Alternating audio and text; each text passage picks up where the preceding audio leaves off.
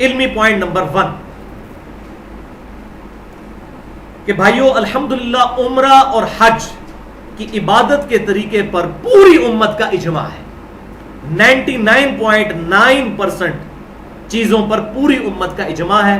اہل سنت کہلوانے والے تینوں گروہ بریلوی، دیوبندی اور سلفی یعنی اہل حدیث یا اہل تشیع یا اہل سنت کے باقی جو جتنے بھی آف شوٹس ہیں، حنفی، مالکی، شافعی، حنبلی، سب کے سب حج کے طریقے کے اوپر متفق ہیں اور عمرے کے طریقے پر بھی، سوائے ایک آدھ چیز کے وہ انشاءاللہ میں بتا دوں گا کہ اس میں حق بات کیا ہے. تو جو بات اجماع سے ثابت ہو جائے اس کے لیے کتاب و سنت سے پھر دلیل کی ضرورت نہیں رہتی. یہ ٹیکنیکل پوائنٹ سمجھ لیں. اس قرآن کی واحد اتھینٹسٹی اجماع امت ہے. امت کے عملی تواتر اور اجماع نے اس کو روایت کیا ہے، ہمارے سامنے یہ نازل ہوا. اسی طریقے سے نماز 5 ہے، اس پہ پوری امت کا اجماع ہے.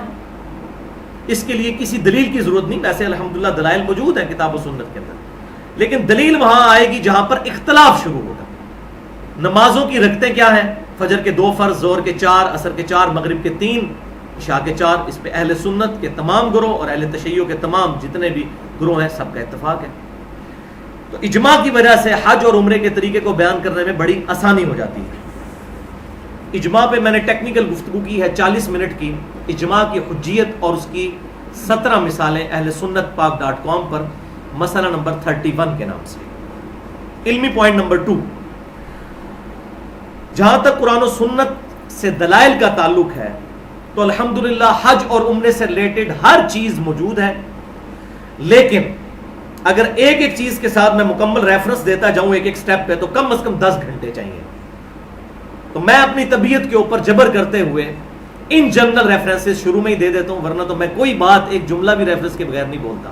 لیکن میں شروع میں ہی ریفرنسز دے دیتا ہوں کہ انہی ریفرنسز کے ساتھ یہ تمام کی تمام چیزیں میں بیان کر رہا ہوں. پھر بھی جہاں پر کوئی بہت کریٹیکل بات آئے گی تو میں اس کا حوالہ بھی دے دوں گا کہ یہ صحیح بخاری میں ہے یا صحیح مسلم میں ہے، اس کا نمبر بھی بتا دوں گا. تو یہ حوالے نوٹ کر لیجئے، خود بھی قرآن کھول کر پڑھیں گھر جا کر. قرآن پاک میں سورۃ البقرہ آیت نمبر 196 سے لے کر 203 تک، سورۃ البقرہ آیت نمبر 124 سے 131 تک، سورۃ البقرہ آیت نمبر 158، سورۃ الحج آیات نمبر 26 سے لے کر 37 تک، سورہ آل عمران آیت نمبر 96 اور 97، سورہ ابراہیم آیت نمبر 35 سے لے کر 41 تک. یہ تو قرآن کے حوالے، اور احادیث تو ہزاروں کی تعداد میں. صرف صحیح بخاری اور صحیح مسلم کی ملا کر 1000 احادیث ہیں حج کے عنوان کے اوپر. صحیح بخاری میں انٹرنیشنل نمبرنگ کے میں 1513 سے لے کر 1888 تک ٹوٹل 376 احادیث حج کے ٹاپک میں، اور صحیح مسلم میں انٹرنیشنل نمبرنگ کے مطابق 2791 سے لے کر 3397 تک 607 احادیث حج کے ٹاپک پہ ہیں. تو بخاری اور مسلم کی ملا کر 1000 احادیث حج کے ٹاپک پہ بنتی ہیں.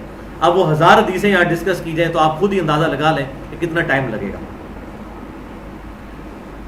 لیکن ایک حدیث میں ضرور کہوں گا جو بخاری میں بھی ہے اور مسلم میں بھی، وہ آپ ضرور پڑھیں. اور صحیح مسلم میں تو بڑی ڈیٹیل کے ساتھ وہ حدیث ہے کتاب الحج چیپٹر میں انٹرنیشنل نمبرنگ کے مطابق 2950 نمبر حدیث.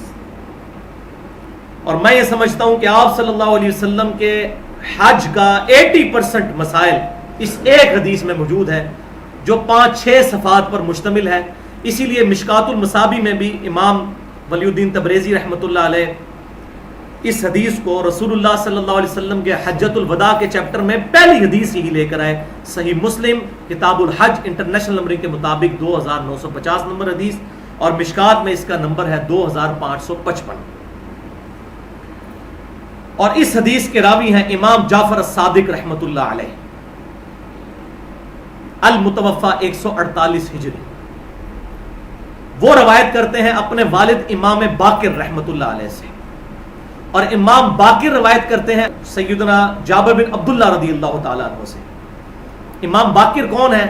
یہ امام زین العابدین یعنی سیدنا علی ابن حسین کے بیٹے ہیں. اور علی ابن حسین کون ہے؟ سیدنا حسین کے بیٹے، اور سیدنا حسین سیدنا علی کے. تو یہ پوری چین جو ہے اہل بیت کی ہے. تو امام جعفر نے روایت کیا ہے صحیح مسلم میں اپنے والد امام باقر سے. امام باقر کہتے ہیں کہ میں ایک دن جابر بن عبداللہ کے پاس گیا، وہ بوڑھے ہو چکے تھے، کافی ان کی عمر تھی، اور نبی صلی اللہ علیہ وسلم کے بعد 63 سال تک تقریباً زندہ رہے ہیں، 74 ہجری میں فوت ہوئے ہیں، تو وہ نابینا ہو چکے تھے۔ انہوں نے پوچھا کہ بیٹا تم کون ہو؟ تو میں نے اپنا تعارف کروایا کہ میں محمد بن علی بن حسین بن علی ہوں، یعنی سیدنا حسین کا پوتا۔ تو جابر بن عبداللہ رضی اللہ تعالیٰ عنہ بڑے خوش ہوئے، اور انہوں نے ان کے بٹن کھولے سامنے سینے کے، اور اپنا ہاتھ ان کے سینے پر پھیرا کہ تو میرے نبی کا بچہ ہے، بیٹا تو جو پوچھے گا میں تجھے نبی صلی اللہ علیہ وسلم کے بارے میں بتاؤں گا۔ اتنا احترام کیا انہوں نے نبی صلی اللہ علیہ وسلم کی نسبت کی وجہ سے۔ تو پھر امام باقر رحمۃ اللہ علیہ نے ان سے پوچھا کہ بتائیے کہ آپ نے رسول اللہ صلی اللہ علیہ وسلم کے ساتھ حج کیا ہے، تو حج آپ صلی اللہ علیہ وسلم نے کیسے کیا؟ پھر وہ شروع ہوئے ہیں اور ٹینیس ڈیٹیل تک ایک ایک بات بیان کی ہے، اور یہ بھی حیران کن بات ہے کہ 50% سے زیادہ احادیث حج کے چیپٹر میں جابر بن عبداللہ سے ملتی ہیں۔ سب سے بڑے راوی نبی صلی اللہ علیہ وسلم کے حج کے سیدنا جابر ابن عبداللہ رضی اللہ تعالیٰ عنہ ہیں، اور اسی حدیث میں پھر وہ بیان کرتے ہیں کہ آپ صلی اللہ علیہ وسلم نے حجۃ الوداع کے موقع پر وصیت کرتے ہیں ہمیں ارشاد فرمایا تھا، اے لوگو میں اپنے بعد تم میں وہ چیز چھوڑ کر جا رہا ہوں کہ جسے مضبوطی سے پکڑ لوگے تو کبھی گمراہ نہیں ہوگے، اور وہ اللہ کی کتاب ہے۔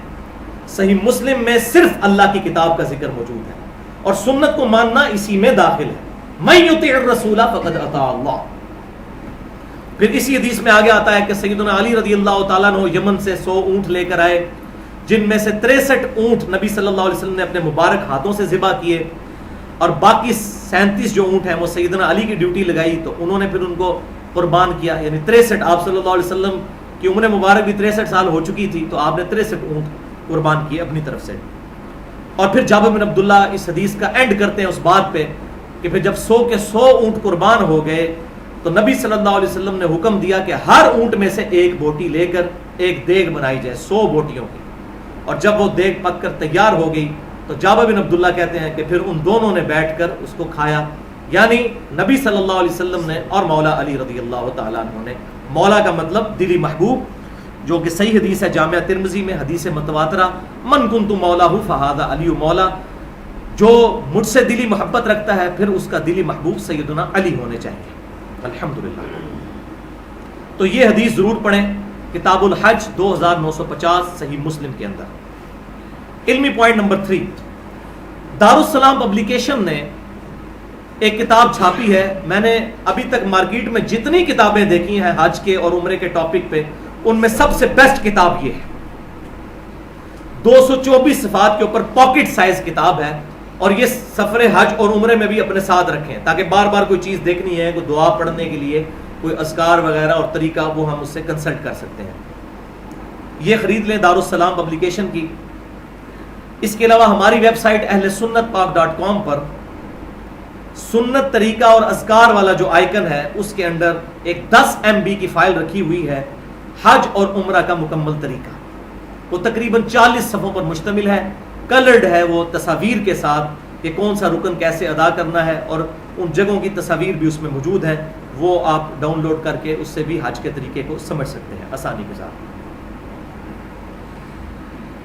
علمی پوائنٹ نمبر 4، بھائیو دنیا کے 99% مسلمان جو ہیں وہ حج تمتع کرتے ہیں، اور یہ بھی میں نے احتیاطاً کہا 99.9% حج تمتع، یعنی ایک ہی سفر میں حج اور عمرے کو جمع کرتے ہیں۔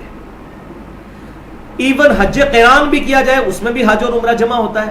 حج تمتع میں یہ ہوتا ہے کہ عمرہ کر کے احرام کھول دیتے ہیں اور بعد میں حج کا احرام 8 ذی الحجہ کو دوبارہ باندھتے ہیں۔ حج قران میں پہلے عمرہ کرتے ہیں، پھر حج کا بھی جو احرام جو باندھا ہوتا ہے وہی احرام عمرے کا ہی آگے چلتا ہے، اور حج کے بعد احرام کو کھولا جاتا ہے، تو اس میں بھی عمرہ آتا ہے۔ لہٰذا عمرہ تو کمپلسری ہو جاتا ہے، جہاں سے جتنے بھی لوگ جاتے ہیں ظاہر ہے وہ اس فیسلٹی کو اویل کرتے ہیں کہ ایک ہی سفر کے اندر حج اور عمرے کو جمع کر لیا جائے۔ اور الحمدللہ میری بھی 3 دفعہ حاضری ہو چکی ہے حرم شریف میں، رمضان مبارک 2002 کے اندر، اس کے بعد 2005 میں اپنی وائف کے ساتھ عمرے کے لیے دوبارہ، اور پھر حج الحمدللہ 2007 میں، جبکہ 18 دسمبر 2007 کو یوم عرفہ 1428 ہجری 18 دسمبر کو آئی تھی، منگل والے دن۔ لہٰذا پریکٹیکلی مجھے ان تمام جگہوں کا آئیڈیا ہے۔ میں انشاءاللہ کوشش کروں گا کہ بہتر طریقے سے ان چیزوں کو آپ تک کنوے کر سکیں.